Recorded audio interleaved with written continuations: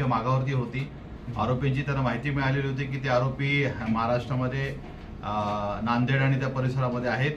त्या अनुषंगाने त्यांनी आज पहाटे आम्हाला 3-3:30 वाजता याबाबत माहिती कळवलेली होती.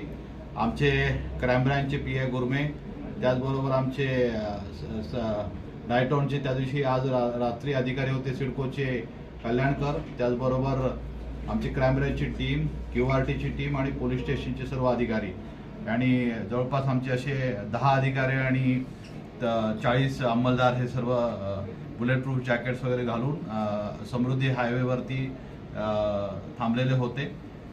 आम्हाला स्पेसिफिक इन्फॉर्मेशन होती वाहनाची, परंतु त्यांच्याकडे शस्त्र देखील असण्याची शक्यता होती आणि त्या कारण की सर्व गुन्हेगारांनी शस्त्राचा वापर करूनच अग्निशस्त्र म्हणजे फायर आर्म्सचा वापर करून गुन्हा केलेला होता आणि सर्व आरोपी हे पंजाबचे होते. त्या अनुषंगाने आमच्या